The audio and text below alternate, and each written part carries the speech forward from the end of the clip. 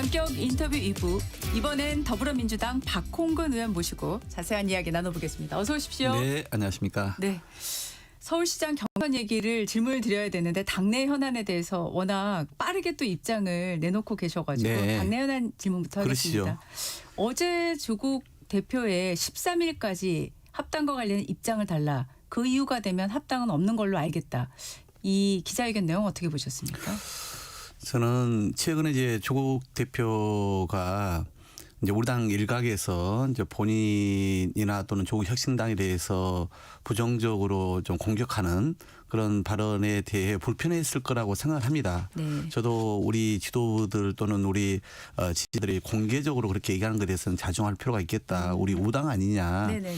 그러니까 당에 있어서의 정체성이나 또 그 몸담고 있는 인물이 크게 차이가 있지 않고 또 최근까지 몸담았던 분들도 많고 하기 때문에 그래서 이 그동안 또 더구나 우리 민주당이 강력히 제기하지 못하는 좀 진보적 의제도 얘기를 했던 점이 있거든요. 네. 그래서 향후에 어떻게 되든지 간에 우당으로서의 역할 또 특히 국회와 국정 운영에 있어서의 협조를 구해야 될 측면이 있기 때문에 그렇게 이제 얘기를 해왔는데 다만 이제 어제 그 시안을 못 받고 우리한테 마치 통고하듯이 얘기하는 것은 이 합당의 내부 논의를 하는 민주당의 입장에서는 좀 불편했던 건 사실입니다. 네. 오히려 그게 뭔가 이제 그때까지 안 하면 우리는 이제는 우리 길 간다 이런 식 아닙니까? 근데 예. 우리 내부의 논의 절차가 진행되는 중에 있지 않습니까? 그러니까요. 이제 어제 최고위원들이 늦게까지 토론을 했고 오늘 재선 의원들이 내일 의원총회가 잡혔단 말이에요. 네. 그러면 이제 정 대표도 이런 논의 과정을 통해서 최종적으로 의견 수렴하고 거기에 대한 이제 입장을 밝힐 예정으로 알고 있는데 이걸 그냥 미리 못을 또 박는 것이 내부의 어떤 논의 과정에 저는 하등 도움이 되지 않는다 이런 좀 긁어부스럼 같다는 느낌을 받았습니다. 근데 이제 조 대표가 어제 기자회견에서도 언급을 했지만은 사실 지난주에 또 합당 문건이라는 게 또 언론에 보도가 되면서 사실 좀 파장이 컸지 않습니까? 이런 게 어떻게 물론 실무적으로 준비는 할 수 있겠죠. 일의 절차적 측면에서요. 다만 그 내용적인 측면에서는 또 의혹을 살 수 있는 지점이 있었다는 생각이 드는데 어떻게 보십니까? 저도 그 문건을 보고 나서 좀 깜짝 놀랐습니다. 너무나 상세했기 때문에 그렇습니다. 예. 보통 저도 원내대표도 해보고 당대표 직무대행도 잠깐 해봤기 때문에 시스템을 좀 알지 않습니까? 예. 당대표가 공개적으로 합당을 제안하고 나서 본인이 지시를 했건 또는 사무총장이 지시를 했건 또는 주로 이런 것은 전략기획위원회가 담당하거든요. 네. 이렇게 하면 이제 실무자들이 이제 안을 좀 이렇게 만들죠. 근데 지난 금요일에 정청래 대표를 중진 모임에서 봤더니 본인은 실제로 지시한 적은 없다라고 화근하시더라고요. 예. 그러면 이제 뭐 이미 알려진 대로 이제 사무총장이 실무적 차원에서 준비를 했다 이런 이제 취지 아니겠습니까? 저는 이제 실제 본인이 뭐 지시도 안 했고 보고도 안 했다고 당대표가 얘기를 하니까 뭐 달리 뭐 거기에 대해서 더 의심을 가질 수는 없긴 합니다만은 일단은 좀 그 시기가 좀 미묘했습니다. 그래서 한참 저로서는 이렇게까지 내부 일자와 그다음에 통합 방식과 그다음에 소위 최고위원 배분까지 이렇게까지 더구나 이제 탈당했던 당원들을 어떻게까지 한다는 내용까지 담겨 있었기 때문에 그러게요. 저로서는 충분히 의심을 가질 수 있었던 상황이었죠. 네. 그러나 이제 본인 사무총장이 자기가 지시했고 실제 실무적 차원이었다라고 얘기를 해서 더 뭐 논란이 커지고 있지는 않습니다. 네. 지금 일정으로 다시 돌아가자면 13일까지 입장을 달라는 조국 대표의 그 요구가 있는데 이 오늘 재선 의원들과의 또 토론이 있고 내일 의원총회가 있고 그러면 이 조국 혁신당이 요구하는 그 일정에 맞춰서 합당에 관련된 민주당의 중지가 모아질 수 있는 건가요? 조국 대표가 13일까지 공적 입장을 달라는 거 아니겠습니까? 네. 물리적으로도 이제 시간이 쉽지 않습니다만은 현재 이렇게 될 겁니다. 첫 번째, 의 경우의 수는 정 대표가 그냥 나는 계속 제안했는데 이거 지방선거 전에 강행하겠습니다라고 이제 원칙적인 원론적인 입장을 고수한 방법이 있는데 저는 이 가능성은 이제는 매우 낮아졌다 이렇게 보고요. 예. 두 번째는 13일을 이제 도구하면서 그냥 합당은 서로 없었던 일을 하자라고 그냥 깨끗이 그냥 터는 그런 이제 길이 하나 더 있겠죠. 예. 세 번째의 길은 합당은 지방선거 이후에 추진하는 걸로 하자. 지금은 논의는 하지 말자. 이렇게 또 정리하는 방법이 있겠고. 예. 네 번째는 합당에 대해서는 기정사실화 해놓고 그러나 지금은 지방선거에 집중하고 지방선거 이후에 그걸 절차를 밟자 이렇게 또 얘기할 수도 있지 않을까요? 그러니까 그런 이제 크게 나눠보면 서너 가지의 이제 경우의 수가 나올 수 있겠다라고 보는데 네. 지금 말씀하신 것처럼 현재 당내 분위기라든가 또 정청래 대표가 지금 애초 자기가 이 일을 잘못 풀기 시작하면서 오히려 절차와 또 여러 가지 그 적절성에 있어서의 문제가 좀 생겼던 것이고 내부의 동력이 떨어진 것뿐만 아니라 당내에서도 너무나 지금 팽팽한 의견 더구나 중도 보수나 서울 보울경 2030 세대에서 부정적 의견이 많다 보니까 네. 좀 더 어려워진 방향으로 가고 있지 않냐 이렇게 분석하고 있습니다. 네. 전당원 투표권은 어떻게 될까요? 저는 이제 전당원 투표는 사실은 아주 나중에 절차입니다. 알다시피 당대표가 이제 제안한 다음에 최고위원회 의결을 해야 되고 네. 그다음에 당무위원회, 중앙위원회 그리고 이제 전국 당원대회에서 이걸 결정하도록 되어 있습니다. 그런데 예. 전국 당원대회에서 하지 못할 경우에 중앙위원회에서 할 수 있도록 되어 있거든요. 그래서 네. 제가 만약 이런 식으로 일방적으로 강행한다면 결국 저도 여기에 대해서는 집단적으로 제가 좀 행동에 나설 수밖에 없다라고 얘기를 하지 않았습니까? 예, 그 얘기는 그러셨죠. 지난 1인 1표제 같은 경우도 겨우 16표 차이로 가기를 했어요. 예. 깜짝 놀랐거든요. 저도 1인 1표제가 필요하다고 평소 주장했고 찬성했던 사람인데 제 부의했음에도 불구하고 16표 차이라고 하는 것은 매우 심각한 상황이거든요. 근데 이런 것처럼 지금 매우 더 예민하고 더 찬반이 엇갈리는 사안 같은 경우 중앙위원회 가면은 저는 부결될 가능성이 높다 봅니다. 그러면 이걸 누가 과연 책임지겠습니까? 오히려 지방선거 앞두고 나서 당에 엄청난 그런 악재가 되지 않겠습니까? 그래서 그럴 수 있죠. 그런 것 때문에 저는 그렇게 전 당원 투표라든가 또는 그 중앙위원회 투표로 가지 말자라고 얘기를 했던 것이죠. 그래서 예, 예. 당 내부의 수기가 먼저 필요하다고 봤던 것이죠. 네. 지금 의원님께서의 이런 입장들을 그 최고위에 예를 들면 황명성 최고위원이라든가 강덕구 최고위원이라든가 이현주 최고위원하고도 좀 의견 교환을 계속 하고 계실까요? 궁금합니다. 그런 세 분의 최고위원뿐만 아니라 뭐 한준호 의원도 그렇고 초선들도 그렇고 제게 여러 가지 의견을 주고 있습니다. 왜냐하면 제가 이제 평소에 당내 문제에 대해서는 제가 원내대표 출신이고 해서 내부 조율 특히 의원총회에서의 좀 이렇게 종합적인 의견 정리 이런 일에 좀 충실해 왔고 예. 거기에 많이 좀 따라줬거든요. 그런데 이건 네. 너무나 중차대한 우리 국정 운영에 있어서나 지방 선거에 있어서 그런 사안이다 보니까 네네. 저로서는 목소리를 안 낼 수가 없는 상황이었습니다. 그래서 그런 다양한 의견을 저도 충분히 듣고 있고 저도 여러 가지 보이지 않게끔 또 의견도 전달하면서도 또 공개적으로 강한 목소리를 통해 가지고 또 이렇게 설득과 압박도 함께 하고 있는 것이죠. 네.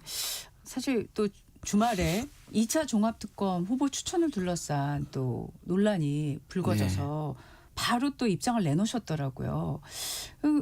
어떻게 보셨어요? 지금 앞서 이제 출연하신 박성준 의원도 이 특검 후보 추천 과정, 일반적인 추천 과정에 대해서 좀 설명을 하셨거든요. 그런데 좀 이해가 안 되는 부분은 김성태 전 쌍방울 회장의 변호인단에 있었다는 건 어떻게 보면 굉장히 중요한 부분인데 이게 어떻게 청와대에서 오히려 먼저 알고 지금 보도에 따르면 당으로 다시 입장을 전달했을까? 이게 좀 이해가 안 되는 부분이거든요. 그러니까 저도 제일 처음에 이게 제 눈을 의심했습니다. 그 보도가 사실인가 싶어가지고요. 그래서 좀 뭐 당내 좀 알아보니까 실제 그렇다는 거예요. 그러니까 제일 처음에 저는 조국혁신당에서 추천하는 후보가 됐다고 하길래 그 후보가 우리 당 추천 후보보다 훨씬 나아서 청와대가 선택했나 보다 이렇게만 생각했어요. 예. 근데 알고 봤더니 다른 배경이 있었다는 거 아닙니까? 그렇죠. 예. 그러니까 저는 납득이 되지 않는 게 정말 우리 국민들께서 빛의 혁명으로 만든 정권이고 또 대통령께서 그 수단 고난을 겪으면서 이 자리에 좀 서서 일에 집중하고 계신 건데 근데 이 중차대한 특검의 후보로서 그런 사람을 사전에 스크린하지 않고 추천했다? 저는 진짜 납득이 되지 않습니다. 그러니까 보통 법사위와 당연히 상의를 해야 되는 거고, 네. 예, 그다음에 당연히 또 그 우리 민주당 추천의 공직 후보에 대한 어떤 추천 단위가 있지 않습니까? 예. 이런 것도 좀 검증도 해야 되고, 네네. 또 필요하다면 대통령실하고도 사전에 좀 이런 사람 좀 해보려고 합니다라고 의견도 구하는 경우가 많습니다. 여당은. 예. 근데 그런 상황 없이 바로 이게 갔다는 게 도저히 납득이 안 됩니다. 완전 시스템에 오류고 예, 검증이 실패거든요. 네네. 그러니까 이제 어제 정청래 대표도 사과를 하지 않았습니까? 예. 결국 이 문제에 대해서 우리 지지자들이 이 합당에 이어서 연타석으로 지금 또 이렇게 소위 큰 이 소위 헛스윙 또는 소위 똥볼 차는 거 아닙니까? 그러니까 매우 좀 이 상황을 심각하게 보고 있는 것이죠. 당 지도부가 네. 기본적인 당무라도 좀 꼼꼼히 좀 봐야 하는데 집중해야지 너무나 좀 이런 거에 대해서 이 좀 딴 마음이 있는 거 아니냐라고 얘기가 나올 정도로까지 지금 제기되고 있지 않습니까? 네네. 이 논란이. 그러니까 저는 이 상황을 정말 이제는 지도부가 좀 엄중하게 받아들여야 할 때가 왔다 보죠. 네.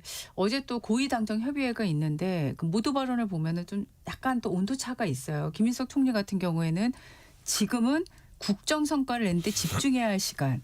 당과 정부 모두 긴장하고 대통령의 국정 운영을 뒷받침해야 한다 이런 말을 했어요. 이 말이 또 그 예사롭지 않게 들리는 게 최근에 대통령이 SNS로 부동산 관련한 메시지 어제 같은 경우에는 그 대한상의의 문제 가짜 뉴스로 지금 비판하고 있는 그것까지 하고 있는데 이게 대통령이 이런 메시지까지 일일이 다 해야 되는 건가? 또 이런 생각을 하시는 분들도 있거든요. 어떻게 보셨어요? 대통령이 오랫동안 저도 지켜봤습니다마는 그 디테일에 강하고 또 특유의 어떤 승부사 기질도 있지 않습니까? 네. 국민 다수가 공감한데 그동안 제대로 안 잡히고 있는 바로 잡히지 않는 거에 대해서는 또 과감하게 그것을 돌파하는 그런 이제 힘도 있으신 것 같아요. 그러니까 작년 8월에 제가 그 이제 주도적으로 만든 그 영화를 같이 관람하고 나서도 몇 사람인 자리에서 제게 그 말씀하셨거든요. 민생 경제 너무 어렵다. 이 문제에서 성과 내는데 좀 집중하고 싶다는 얘기를 하시던데 네. 어제 총리 이야기도 그 연장선에 있을 테고요. 최근에 국회 입법 속도가 늦다라고 하소연한 네, 것도 그럼, 마찬가지겠죠. 네네네. 근데 다만 이 말씀 드리고 싶어요. 현재 입법이 많이 필요한 데가 경제 분야입니다. 그러니까 경제 관련된 상임위를 대부분 국민의힘이 지금 위원장을 맡고 있거든요. 지금 속해 계시는 그 네, 재정경제기획위도 그렇고 정무위도 그렇고 네. 예, 그다음에 산자중기도 그렇고 그렇죠. 대부분이 그렇단 말이죠. 그렇죠. 그러니까 네네. 물론 우리가 정필한 거는 또 패스트트랙이라든가 아니면은 이렇게 이제 신속화건 처리죠. 이렇게 좀 할 수 있는 방법이 있긴 합니다만은 네. 그것도 여러 가지 복잡하고 절차와 시간이 걸리지 않습니까? 그러니까 그런 점까지 염두에 두면서 우리가 좀 더 이 국회 안에서 그런 민생 경제 입법의 성과를 내는데 집중하기 위한 전략을 써라 이런 이제 요구겠죠. 저는 뭐 그거 지당한 말씀이라 생각이 들고 우리가 네. 2월 또 3월 국회에서 그런 성과를 내야 되지 않겠습니까? 대통령 혼자 저렇게 밤잠 못 자가면서 거의 그냥 이렇게 고군분투하고 계시는데 우리가 그 뒷받침해도 부족할 형편에 지금 계속 이 합당 문제에 이어서 또 이런 문제에 지금 특검 추천 문제까지 이렇게 우리 내부의 갈등을 불러일으키는 방식으로 그렇게 하면 뒷받침이 되겠습니까? 네네. 당장에 또 이제 지방선거 앞두고 저희가 이제 가장 또 주목하는 부분이 이제 지역 통합 부분이잖아요. 네. 근데 그 지역 통합과 관련해서는 저희 이제 KBS 같은 경우에는 지역 총국들에서 네. 주요 뉴스로 지금 다루고 있어요. 근데 이제 거론되고 있는 지역 중에 광주 전남만 지금 속도가 제속도를 낸다고 해야 될까요? 지방선거 전에. 근데 나머지 지역은 여러 가지 또 다른 여론들도 나오고 있고 또 뉴스가 나오고 있는데 뭐 이런 부분에 대해서도 당에서 뭔가 이렇게 좀 주도적으로 어떤 그 흐름들이 이렇게 나오고 있지는 않은 것 같아요. 이 말씀을 드린 이유는 민생 얘기를 하고 있는데 정부에서는 행정부에서는 당에서는 지금 그 우선순위가 약간 아닌 거 아닌가 이런 생각도 좀 들기도 해요. 그러니까 사실 예. 이런 개혁 입법을 작년까지 좀 마무리하고 올해는 그냥 민생 경제 입법에 집중하자 이런 게 큰 공감대를 갖고 있지 않았습니까? 네. 여전히 이 문제에 대해서 좀 국회와 당이 뒷받침하지 못한다는 그런 감을 받으셨을 겁니다. 제가 국정기획위원회 총괄하는 분과장으로서 564개 실천과제 123대 국정과제를 정했는데 그것을 네. 입법적으로 뒷받침해 드릴 게 800개 이상 돼요. 그러니까 지금 아직 대통령이 보기에는 초반 초입도 제대로 들어가 있지 못하다 이렇게 보시지 않겠습니까? 네네. 그런데 우리가 지금 다수당을 차지하고 있잖아요. 이걸 국민의힘만 탓할 수는 없단 말이에요. 네. 그러니까 실제 지방선거를 잘 치르기 위해서나 그다음에 국정을 우리가 나머지 4년을 잘 이끌어가기 위해서라도 결국은 성과를 내야 될 거 아니겠습니까? 그러니까요. 그런 차원에서의 네. 우선순위에 대한 우리가 좀 전략적 판단이 필요하겠다 싶습니다. 네.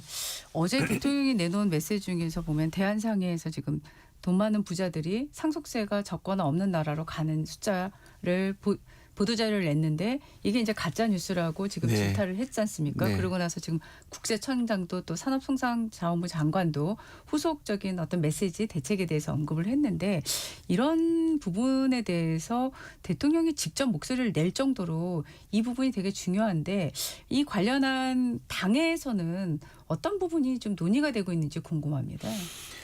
따로 뭐 제가 속해 있는 상임에서는 얘기되고 있지는 않습니다. 네. 그리고 아마 이 문제에 대해서는 이미 대통령의 그런 그 지적에 대한 그 상의 네. 회장마저도 그건 잘못된 거다라고 인정하고 네. 바로잡겠다고 한 거 아니겠습니까? 예, 예. 그러니까 말 그대로 이 대통령의 국정에 대해서 특정한 의도를 가지고 부동산 문제든지 이런 마치 그 상속세 문제든지 이런 걸 가지고 거짓 정보를 퍼뜨리고 그걸 논리 삼아서 또 국민의힘이 받아가지고 또 역공을 취하고 이런 잘못된 패턴이 반복되고 있지 않습니까?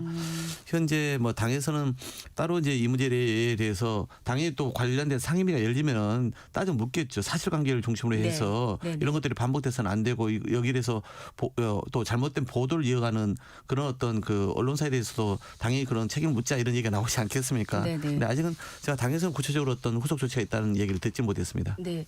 지금 국회 재정경제기획위원이시니까요. 네. 지금 쿠팡 관련한 부분을 좀 질문을 네. 드리겠습니다. 지금 여야가 대미투자특별법 특위 구성에는 합의를 네. 했고 오늘 본회의에서 특위 구성안이 통과될 그렇습니다. 걸로 이제 봐야 되는데 한 달 안에 이게 특별법이 처리가 될까요? 충분히 하고도 남습니다. 네. 사실 그동안 되지 않은 이유는 12월에는 저희가 올해 예산을 처리하기 위한 부수 법안 이 세법들입니다. 네. 이거 심사하는데 그것도 한 2주 3주 걸립니다. 그리고 1월에는 알다시피 이혜훈 그 네. 장관 후보자 인사청문회 저희가 또 집중할 수밖에 없었고요. 네네. 그리고 이제 2월 넘어왔는데 지금 트럼프가 갑자기 이제 그렇게 문제 제기를 한 거죠. 알다시피 국민의힘은 그동안 이 비준 동의안을 그동안 강조를 했습니다. 그렇죠. 그걸 예. 먼저 하자는 얘기했는데 그건 네. 우리는 진짜 왜 양해각서에도 한미가 맺은 그 내용에도 없는데 왜 그걸 더구나 우리랑 똑같은 입장인 일본도 하지 않는데 왜 굳이 우리 스스로 족쇄를 채워라고 얘기를 했죠. 오히려 네네. 이 법을 만드는 게 낫다 해서 11월 말에 우리가 법안을 내놓지 않았습니까? 네네. 그 이후에 5번의 법안을 더 내놓은 상태인데 네네네. 그러니 이제는 여야 합의됐고 더구나 우리가 위원장을 국민의힘에다 줬어요. 네. 우리가 좀 더 빠르게 좀 해달라고 하는 요청인 거잖아요. 그리고 지금은 국민의힘도 더 이상 비준 동의안 이제 고집하지 않겠다고 약속을 한 만큼 예. 이게 재정법 아닙니까? 그렇기 때문에 공청회 절차를 약시라도 거쳐야 됩니다. 그런데 지금 뭐 한 달 이내면 충분히 하고도 남습니다. 네. 사실은 뭐 주말 없이 하면은 일주일 2주 안에도 할 수 있는 법이라고 저는 봅니다. 그렇기 때문에 미국에서 이제 관보에 게재를 하냐 안 하냐 가지고 제가 염려했는데 지금 백악관의 대변인 같은 경우도 거기에 대해서 뭐 일자가 특정되지 않았다라고 얘기하고 있지 않습니까? 네네. 그런 것처럼 이제 정부가 어제도 우리가 당정을 통해서 확고한 의지를 밝혔고 그리고 오늘 국회가 특위를 구성하고 한 달 이내에 무조건 법안을 처리한다고 했으니까 저는 빠를수록 좋다. 굳이 뭐 3월 9일까지 갈 필요도 없다라고 보죠. 그러면 네. 미국도 여기에 대한 우리 정부와 그다음 국회의 입법 조치를 보고 나서 더 이상 추가적인 문제 제기는 할 명분이 없어진다라고 보여집니다. 네. 지금 쿠팡 관련한 질문을 할 수밖에 없는 게 미국 의회가 지금 헤럴드 로저스 쿠팡 임시대표에게 소환장을 보내서 미 하원에 지금 나오는 날짜까지 지금 나오고 있지 않습니까? 이게 이렇게 돼버리니까 진짜 통상 문제화 돼가고 있는 것 같아요. 우리 국회에서는 지금 지난번에 이제 불러서 했지만은 사실 별달리 실익은 없었다는 생각이 들거든요. 차후에 이 문제에 어떻게 접근해야 된다고 생각하세요? 보도를 보면은 미국 안에서도 개인정보 유출 관련된 소송이 진행됐다는 거 아니겠습니까? 예. 쿠팡이 아무리 이제 그 미 의회를 대상으로 해서 지금 노비를 그 아주 뭐 그냥 활발하게 전개하고 있는 것 같은데 네. 3으로 돈은 우리 이 나라에서 우리 국민을 대상으로 벌면서 로비는 미국을 통해 가지고 우회적으로 우리를 압박한다는 그 기업의 행태가 참으로 저는 마땅치 않습니다. 우리 이제 국내에서도 지난번에 그렇게 저희가 국회에서 출석시켜서 답변을 요구했습니다마는 되게 무성의하고 또 거짓으로 답변한 거 아니겠습니까? 네네. 최근에 다시 개인정보 유출 건수가 훨씬 많다는 것이 또 네, 11만 건 또 추가로 확인되었죠. 네, 예. 그러니까 얼마나 국회를 우습게 한 겁니까? 저는 물론 이 통상 문제 때문에 민감하다 보니 정부가 좀 신중해야 하는 그런 기류는 읽혀집니다. 그러나 결국 우리 나라의 소비자 보호, 그다음에 우리 주권 국가로서의 우리나라의 어떤 그런 이 생각을 한다면 저는 국회 안에서 결국 이 문제와 관련해서는 국정조사를 해야 한다 봅니다. 그렇게 해서 국내법에 따른 것은 국내법에 따른 것이고 또 미국에서의 어떤 또 자국 기업에 대해서는 그건 또 자국에서 얘기를 하고 이렇게 해야지 미국이 이 문제를 그 눈여겨보고 있다고 해가지고 우리가 미리 고개를 숙이고 몸을 낮출 필요가 있겠습니까? 네. 저는 법에 따라서 우리 자국민의 보호와 소비자 보호 차원에서 저는 할 것은 해야 된다 이렇게 보죠. 국정조사 얘기가 있었는데 지금 국회 안에서 얘기가 본격적으로 되고 있지는 않은 것 같아요. 아마 국민의힘에서도 좀 그 소극적으로 나오고 있다고 제가 들었고요. 예. 그리고 이제 정부에서도 지금 마침 이 다시 그 관세를 올린다라고 하는 얘기가 나오다 보니까 이 상황을 우선 좀 정리한 다음에 네네. 좀 판단하려고 하는 거 아닌가 싶습니다. 네. 그래서 우리 민주당도 이런 국민의힘 또 정부의 의견까지 좀 들어가면서 판단하려고 그렇게 제가 알고 있습니다. 네, 알겠습니다. 자, 지난해 11월 말에 서울시장 출마 선언 일찌감치 하셨어요. 네네, 제일 먼저 했습니다. 네, 이제 2달이 넘었는데 어떻습니까? 다녀보시면니까. 그러니까 현장에서는 매우 우호적인 느낌이 들어요. 그게 제 개인적 감은 아니고 실제 이렇게 주변에서 많이 얘기를 합니다. 그러니까 인물로 보면 그러니까 그동안의 어떤 그 경륜 경험 리더십 이런 걸 보면은 박홍근 의원이 제일 낫다 이렇게 얘기한 분들이 많거든요. 그런데 네. 제가 원내대표를 한 지가 참 오래됐잖아요. 이제 3년 다 돼가거든요. 끝난 지가. 가장 어려운 시기에 이재명 대표를 이 무도한 정치 검찰로부터 지켜내고 또 대통령 후보 비서실장 또 알다시피 이제 국정기획본과장도 하면서 이렇게 다른 분들이 갖지 못한 경험과 경륜, 체급을 가졌단 말이죠. 네네. 그건 이제 확실한 비교 우위에 있고 또 하나는 서울 시민들이 서울시장에 대해서는 눈높이가 확실히 있습니다. 너무 정책 색깔이 강한 사람보다는 네. 그래도 이 안정감, 품격 이런 걸 또 미래 비전도 있는 사람 네. 이런 사람을 좀 그동안 선택해 왔거든요. 그래서 제가 요즘은 이렇게 얘기를 하고 다닙니다. 국민의힘이 지금 너무나 극우와 오른쪽으로 좀 치우쳤고 내부 갈등이 심해지지 않았어요. 네. 그래서 지금 사람 구하기도 어렵다는 거 아니겠습니까?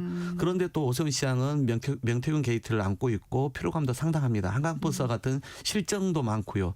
그러니 우리 민주당 후보가 검증 제대로 되고 그다음에 역동적으로 경선을 거치면 누가 나오든지 이긴다. 확실히 저는 이긴다고 봅니다. 아, 네. 그러면 결국은 남은 것은 누가 더 확장성이 있냐. 서울 시민들의 어떤 중도까지 이런 확장성. 그다음에 두 번째는 누가 시정을 맡았을 때 유능하게 잘 이끌어 갈 거냐. 네. 이 문제만 남았다 생각합니다. 그러니까 누가 그전에는 대통령도 그렇고 우리 저 사람들이 서울시장 선거가 참 중요할 텐데 이런 걱정을 많이 하고 있었는데 네.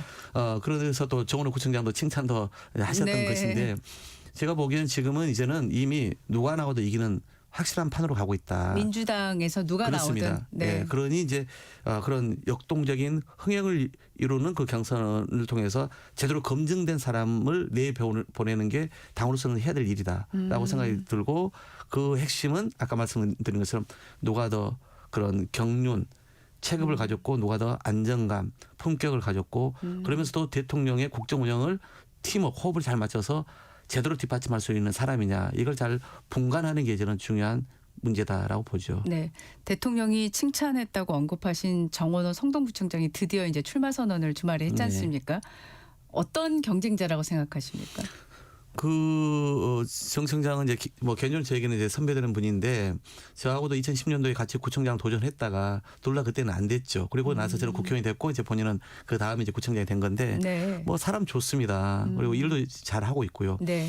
저는 결국은 이제 서울시라고 하는 게 작은 정부 아닙니까? 그럼요. 엄청난 사실은 그 이 리더십도 요구하고 있단 말이죠. 네. 그렇기 때문에 구청장 하면서 지역에서 했던 행정과 또 서울시를 이끌어가는 것은 사뭇 다르다고 봅니다. 그래서 제가 아까 얘기했던 그런 경륜과 체급도 필요한 거다. 네. 검증된 정책 리더십도 요구된다 이런 말씀을 드린 거잖아요. 네. 이제는 본격적인 검증의 무대가 열립니다. 그 안에서 여러 가지 정책과 또 본인의 여러 가지 뭐 도덕성 문제나 이런 것들이 이제 다 검증될 수밖에 없는 상황 아니겠습니까? 언론뿐만 아니라 저쪽 상대 당에서도 그럴 거고 우리 지지자도 그럴 거고 그다음에 각각의 경쟁 후보들로 이렇게 서로 이제 토론과 또 문제 제기를 통해서 그런 검증을 벌일 수밖에 없지 않겠습니까? 네네. 이 과정에서 결국은 아까 말씀드린 것처럼 누가 나와도 이길 텐데 누가 더 준비되어 있느냐, 누가 더 안정되냐, 누가 더 유능할 거냐에 대한 당원들의 판단이 또 우리 시민들의 이런 결정이 생길 거라 보고 있고 저는 제 강점 가지고 선거를 치르겠다라고 생각하고 있습니다. 네. 오늘 말씀 여기까지 듣겠습니다. 지금까지 박홍근 더불어민주당 의원과 말씀 나눴습니다. 고맙습니다. 네, 고맙습니다.